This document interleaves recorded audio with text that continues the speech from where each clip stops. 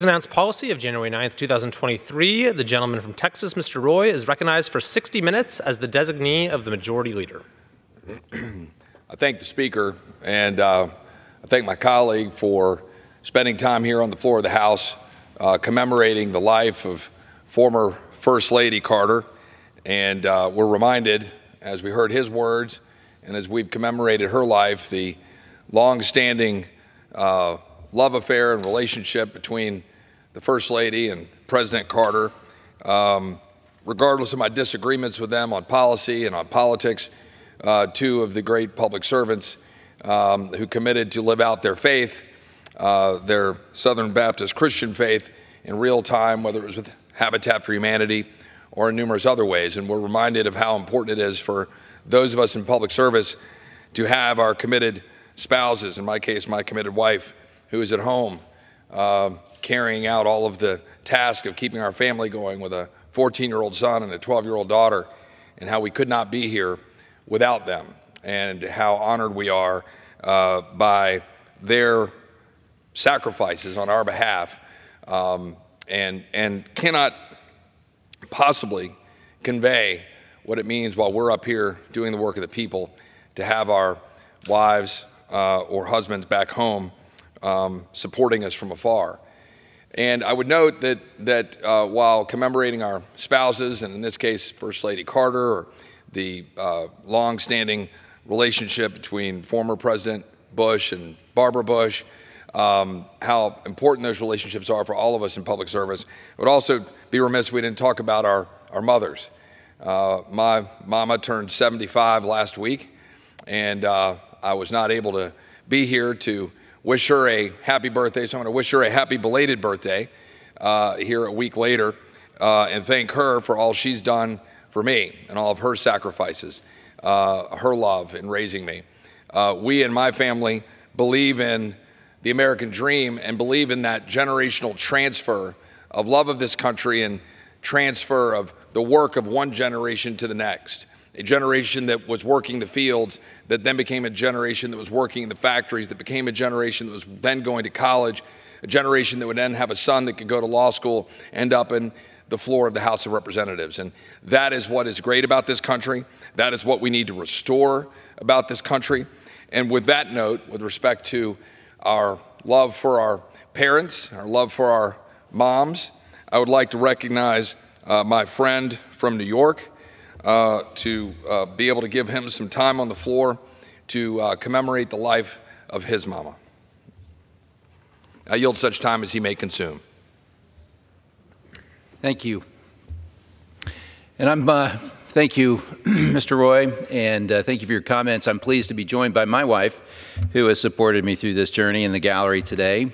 So I just say I love you, because I can do that in real time.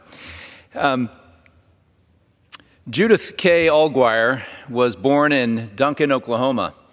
Her father was a self-educated carpenter who never finished high school.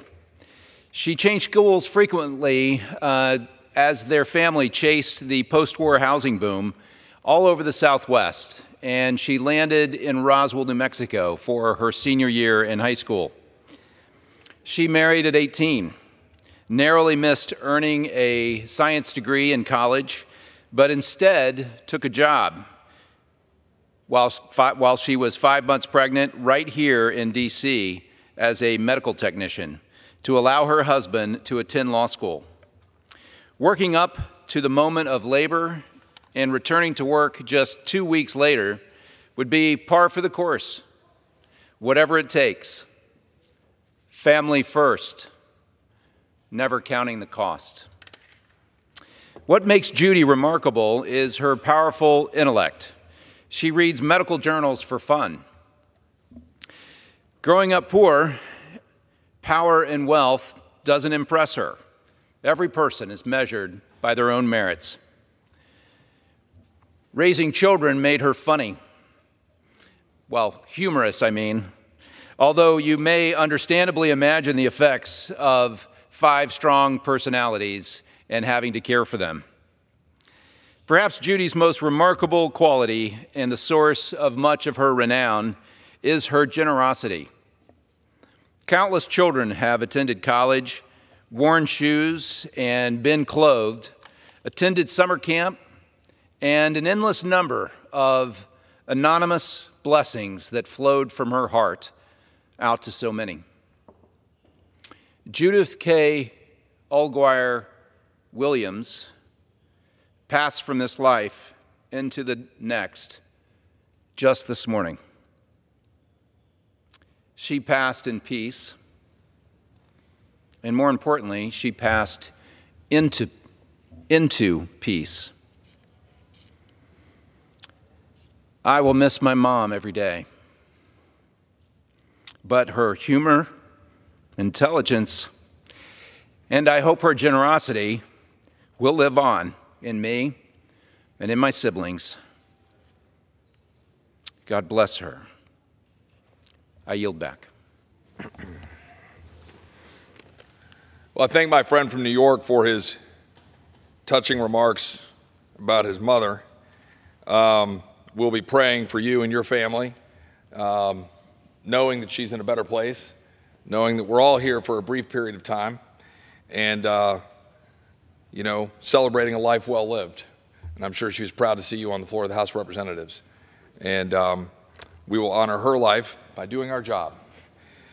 And to that point, you heard my friend from New York, Mr. Williams, talking about the life of his family. And it reflected what I started talking about, that generational transfer of the American dream, the extent to which one generation sacrifices so the next can live that American dream.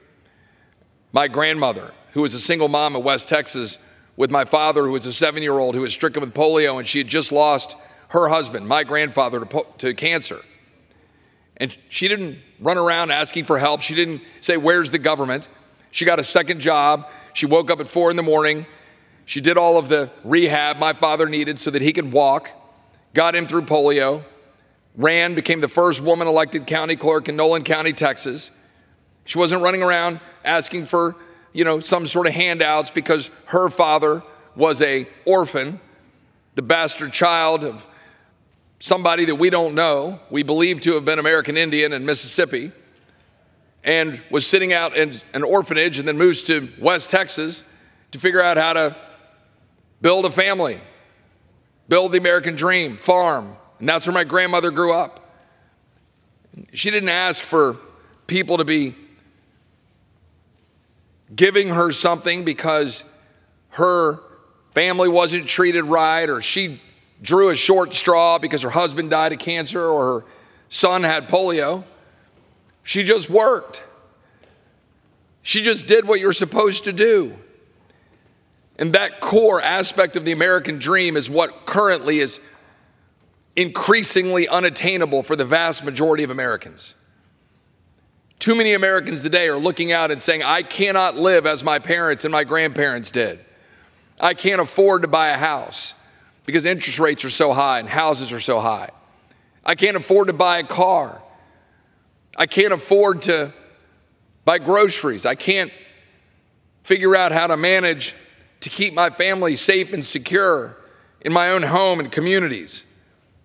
They're looking out across the future and over the horizon, and for the first time in really our history, Americans are questioning whether this country will exist for their kids and grandkids, whether their kids and grandkids will be able to have a better life than they did. That is unacceptable. But yet that is what we currently face. And I want to be very clear. This is the direct consequence of radical leftist positions by my colleagues on the other side of the aisle in this body, in the other chamber, and in the White House. It is the direct consequence of Democrats who refuse to sit down at the table to constrain spending when we need to secure the border of the United States, to determine a foreign policy that is built on national security interests of the United States and not the fad of wearing a pin. They don't want to work with us on how to have a military focused on doing its job rather than radical social engineering to re-engineer the Department of Defense. They don't want to sit down and work with us to ensure that we are able to have the energy that we need to power our homes affordably. All these things that I'm rattling off are actual existential threats that our country faces. Spending. We are $34 trillion in debt. Nobody possibly knows what $34 trillion of debt means. But I can tell you what it means in terms of annual interest.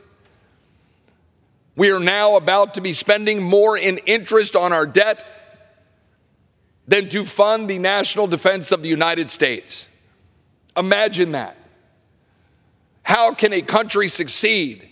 How can we sustain if we are paying more for interest on our own debt because of our irresponsible spending than on defending our country?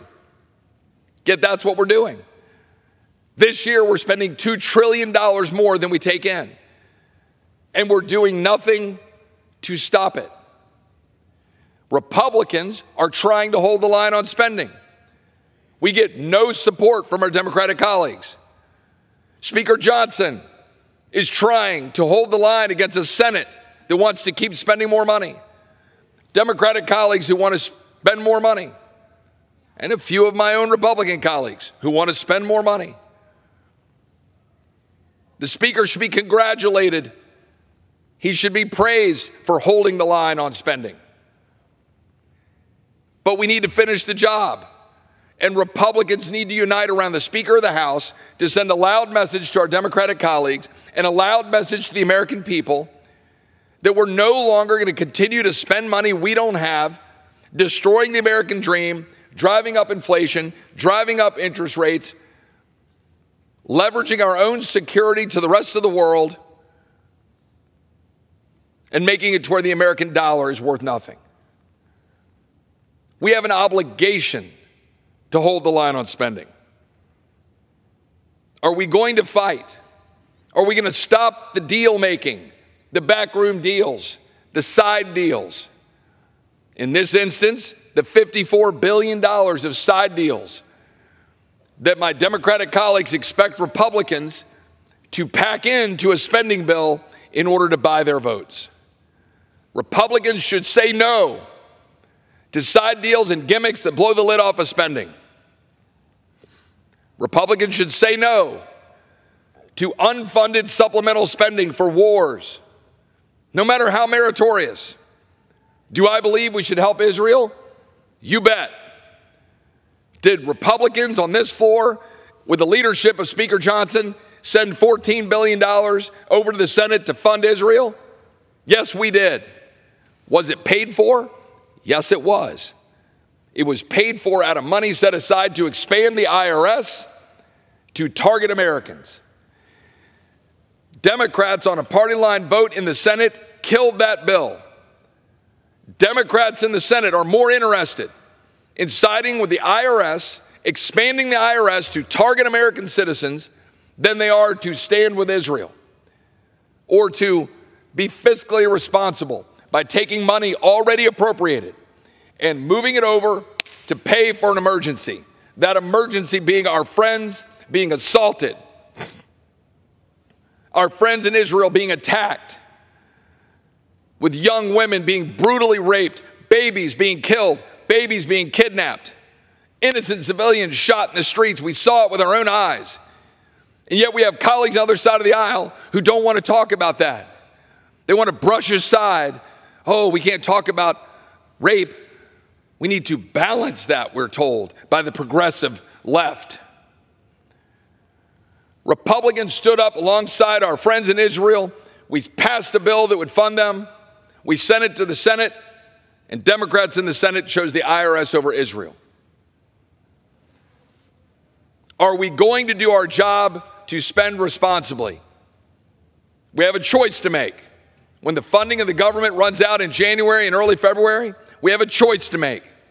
And I hope Republicans in this body will hold the line and force Republicans and Democrats alike in the Senate to stop spending money we don't have, mortgaging the futures of our kids and grandkids. That's one existential threat. That alone is worth throwing everything we have at this place to fight, to stop spending money we don't have. to hold the line on piling up debt. But there's another existential threat: wide open borders. Our borders right now are in crisis. Just today, video footage of breached border wall surfaced of illegal migrants rushing through an opening of the border wall with their human smuggler shrugging and just saluting the camera. We have no rules at the southern border now. We have no border. We have people from all over the world bum rushing the border of the United States from terrorist countries, criminals, people on the terrorist watch list, millions that have been released into the United States under this administration. And the people in border states like my home state of Texas are the ones left holding the bag. Or in this case, Arizona. Yesterday, the port of entry in Lukeville, Arizona, shut down. A port of entry had to be shut down because Border Patrol could not handle the mass flood of migrants coming across the border. Last Monday morning, more than 5,000 migrants were in custody, far more than Lukeville's holding capacity. I got notices from people just today in Eagle Pass in Del Rio, people flooding into Texas, Border Patrol overwhelmed.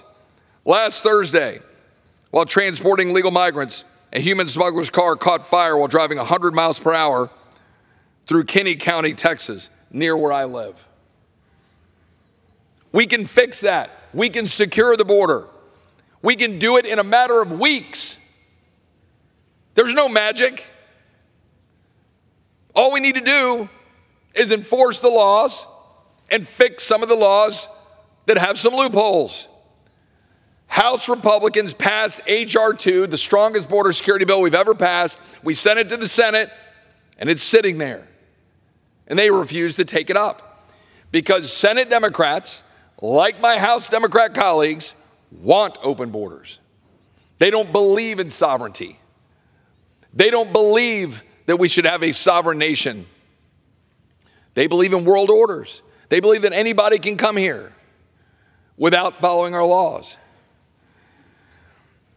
Our bill expanded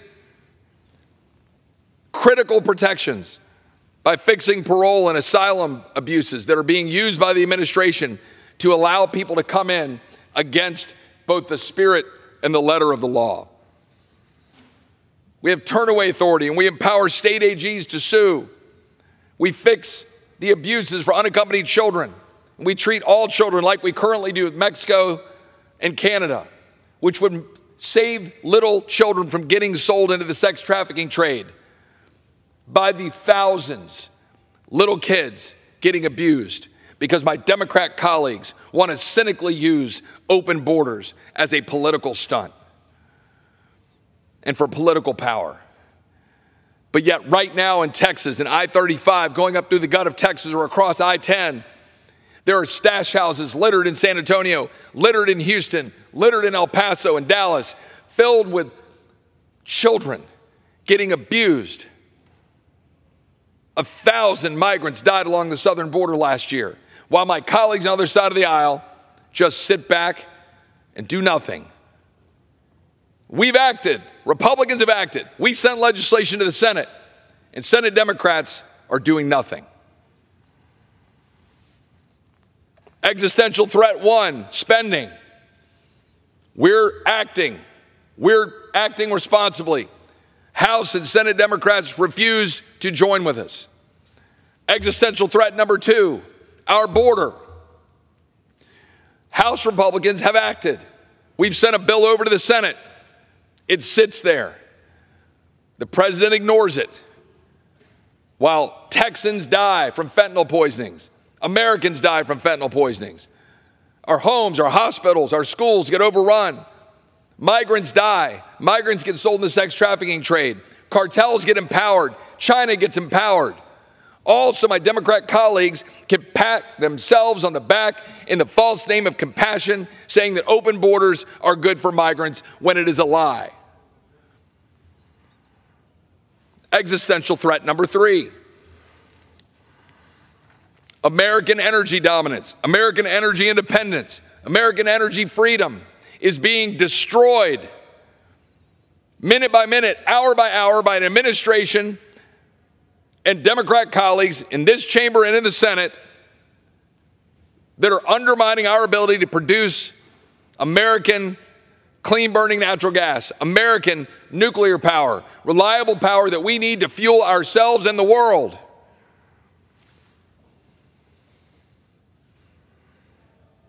Legislation we have on the floor this week that my Democratic colleagues refuse in lockstep to support would stop the tyrannical overreach by the executive branch to set a new rule requiring electric vehicles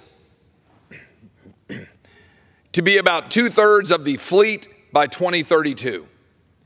Now, why does that matter?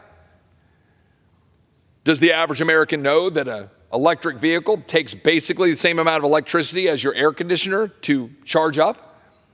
Have they thought through the fact that if you have an electric vehicle in North Dakota or in Alaska, it freezes up and takes an entire battery charge just to thaw it? Have they thought through what happens if you are living in West Texas and it's a 400-mile drive and you need a 200-mile recharge? Have they thought through the fact that the average electric vehicle costs $16,000 more than the internal combustion engine? Have they thought through that if you eliminate every internal combustion engine in America, it would be less than 1% impact on CO2 production? Because China has 1,100 coal-fired plants, America has 250. India and China are spewing out CO2 at increasing rates. We are unilaterally disarming and undermining our own economic strength, well-being, our own economic prosperity, our own energy freedom, all in the false name of pursuing unicorn energy theories by my colleagues on the other side of the aisle that are killing the average American family, killing their budgets, and now on steroids, existential threat. All of these EVs, those supply chains start now. Toyota, General Motors, Ford, they're all going to be pumping out electric vehicles starting now. They're piling up on lots because the American people can't afford them. The American people don't want them right now. They can't get them charged. They cost more. You want to know why you can't afford stuff at home? This. What are we going to do about it? It is an existential threat to your way of life, America. What are your representatives going to do about an executive branch that is doing this unilaterally using executive power? House Republicans are acting. House Democrats will not support it. The Senate will not advance it.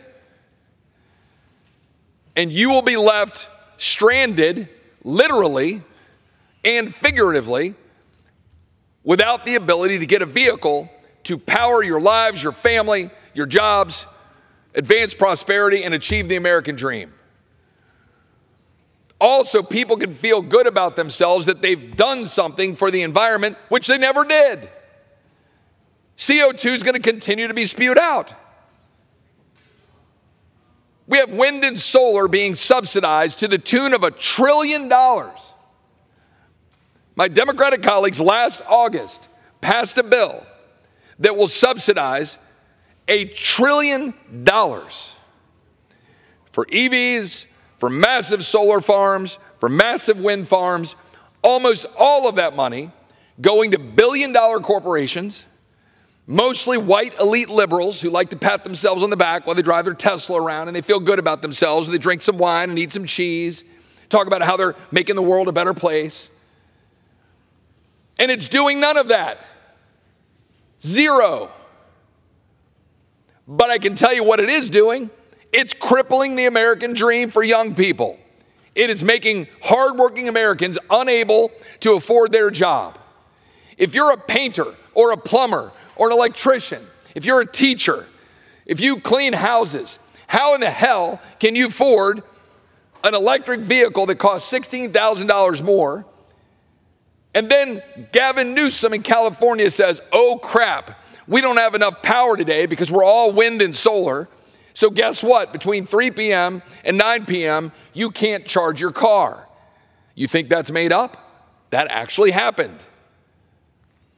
That's the world my Democratic colleagues want you to live in.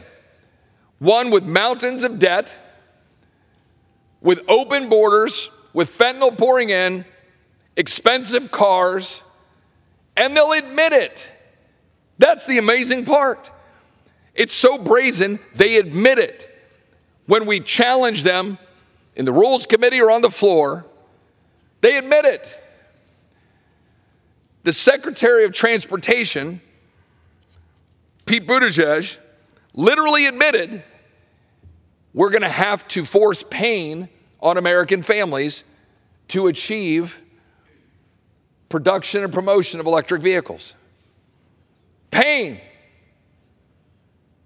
While China builds 2 new coal-fired plants a week, and we do nothing but cede our ground to China, subsidize solar panels in China, which, by the way, where do they get the minerals for solar panels? Where do they get the minerals for batteries? Child labor, cobalt mines, where children are exploited.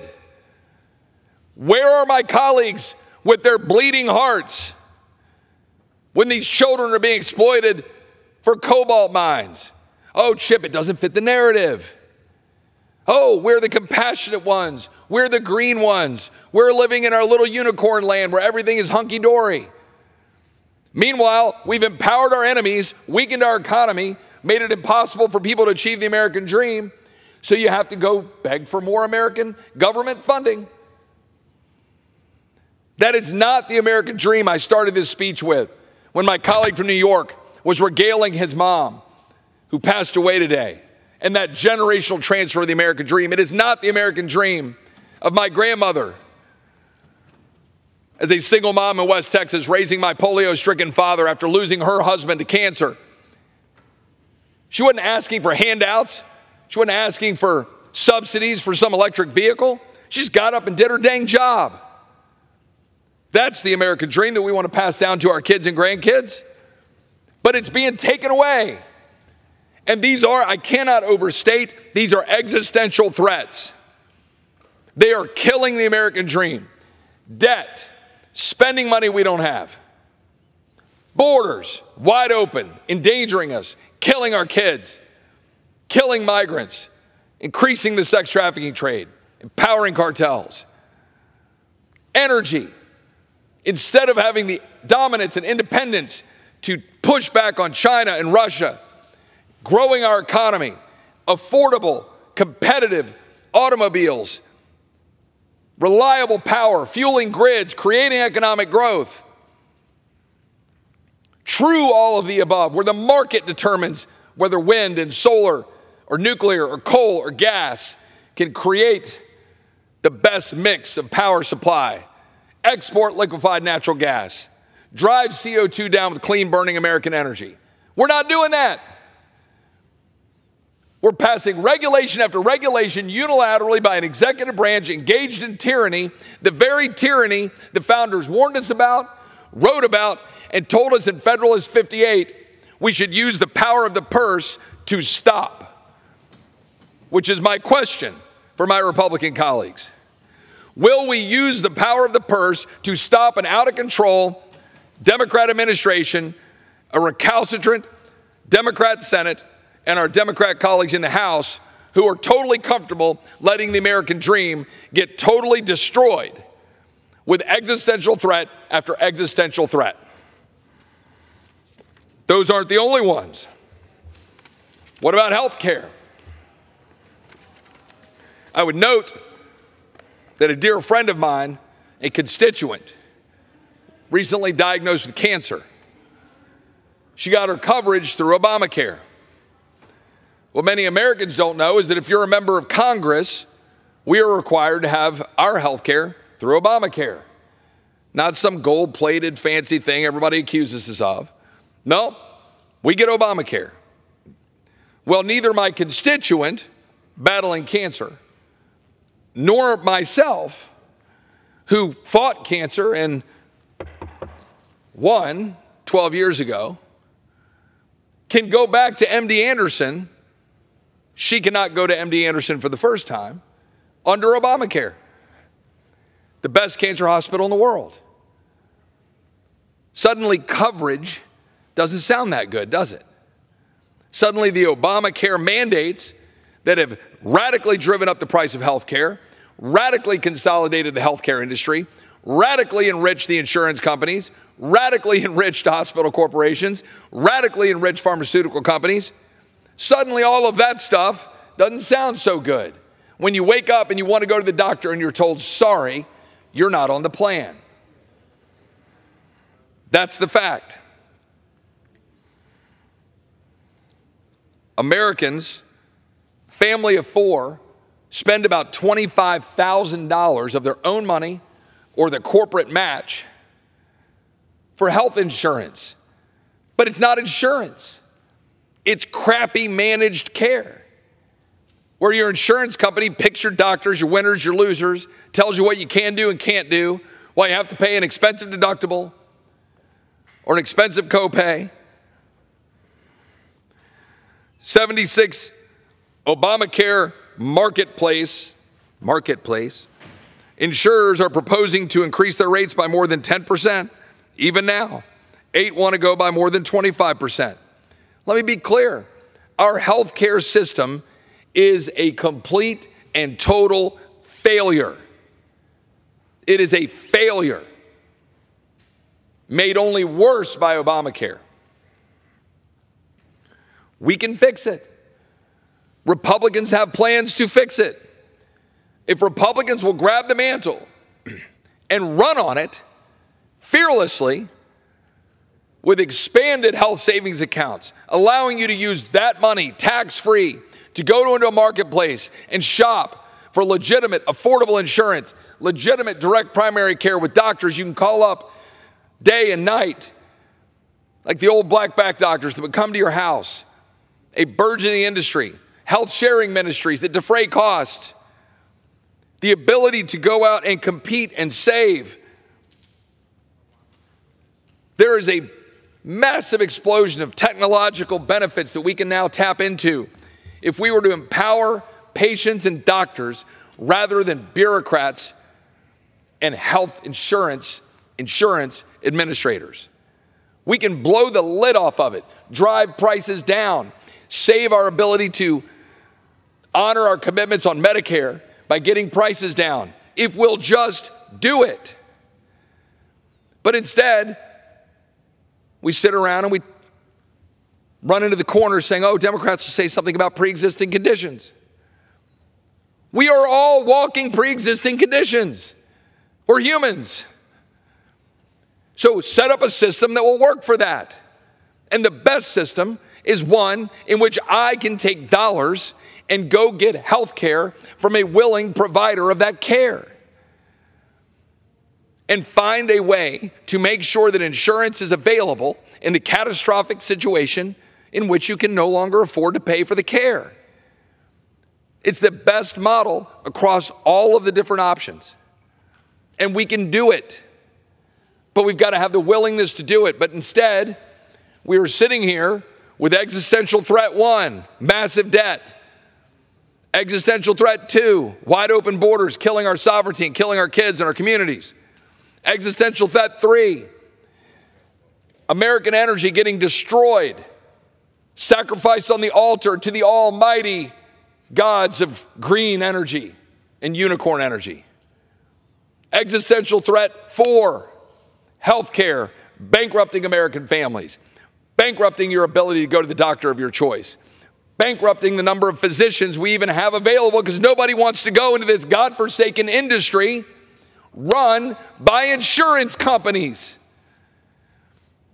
Yes, the corporate cronyism replete in this town where we just throw money at big corporations. We empower the insurance bureaucrats to run our health care. Is there a stupider possible way to create health systems? I can't think of it. Finally, existential threat number 5, and there are more. Our national defense. Republicans passed the strongest national defense authorization that I've seen in my years of public service and certainly in my time in Congress. It would refocus our military on its core mission, which is to be trained to, if called upon, kill people and blow stuff up. That's what it's there for. It's not there to go build soccer fields. It's not there to go promote social engineering. It's there to defend us. We passed a defense bill that would end the unlawful Biden DOD taxpayer-funded abortion tourism bill, regulations. It would end the taxpayer-funded gender transition surgeries at the Pentagon. It would end the radical climate agenda being implemented at the Department of Defense that I've already addressed in the market, that is being embraced by the Pentagon so that we can have EVs rolling around our defense complex. Hold on, guys, stop shooting while we plug our car in. Hey, we need to charge the tank up. Give us a second. Looking forward to the battery-powered jets. We assist service members who are discharged for refusing the COVID-19 vaccine. Our Department of Defense is now begging them to come back because recruiting levels are so bad. We end radical critical race theories and diversity, equity, inclusion. We create an inspector general for Ukraine and accountability. We prohibit race-based admissions at military academies. We refocus our military on its core mission and get rid of the social engineering.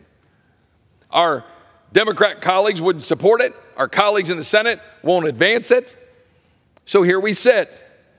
They demand that our defense be a radical social engineering experiment rather than a lean, mean fighting machine to defend the United States of America. That is an existential threat. It is. Education is a threat. The litany of regulatory morass in this town, all a threat. But right now I'm just focusing on debt, on our borders being wide open, on our destruction of American energy dominance and freedom,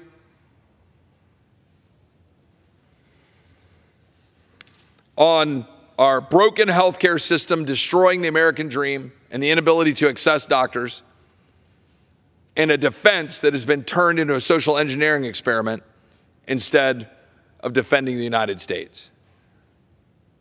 Each one of these things represents a clear and present danger to our well-being as a nation and as a people. It is our job, it is our duty to stand up and fight. I call on my Democrat colleagues to stop putting your head in the sand and ignoring your duty to address these existential threats. Stop being a roadblock to the great bills and the great efforts of Republicans that we're moving to pass over to the Senate and send to the White House. But yes, I have to say to my Republican colleagues, when you predictably see our Democratic colleagues refuse to work with us, don't cave. Don't capitulate. Hold the line.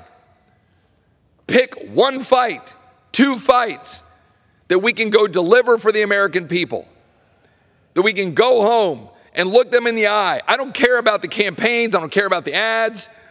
I don't care about any of that garbage. I care about looking at my 14-year-old son and my 12-year-old daughter, or my 81-year-old father and my 75-year-old mother, or a veteran who has fought for this country and is wounded and hurting. I want to look them in the eye of my constituents who sent me here to fight, and I want to be able to say, we delivered, we fought, we forced the president at the table, and we made him secure the border, we made him restore sovereignty, we did our job. We held the line on spending. We reduced spending year over year. We ended the gimmicks. We stopped the games. We set the table for us to try to balance the budget, do our job to stop racking up debt. We restored energy freedom. We opened up American natural gas. We stopped the regulations that were going to kill our country. We stopped the mandates on electric vehicles that are going to destroy the American dream and drive up the price of automobiles. We stopped the wokeification and destruction of the American military that's driving down recruiting and making it to where our military morale is at its low point. We stood up and we fought for health care freedom so that you can go to the doctor of your choice, so that you can care for your family, so that you can make decisions, so that you can afford the care, so that you can look at your kids and your loved ones in the eye and be able to take them to get that care without calling some bureaucrat on a phone and hoping. It is our calling, it is our job, it is the reason we run for Congress.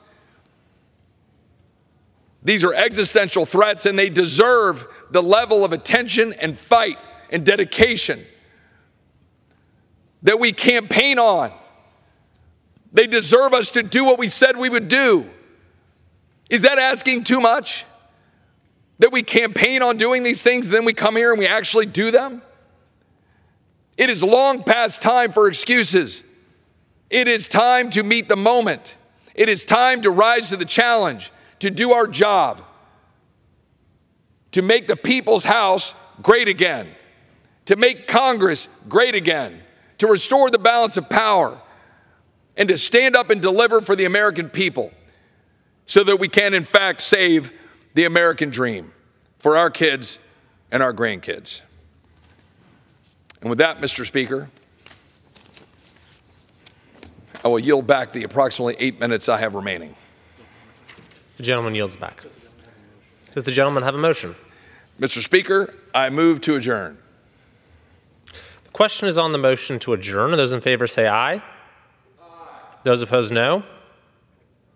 The ayes have it. The motion is adopted. Accordingly, the House stands adjourned until 10 a.m. tomorrow for morning hour debate.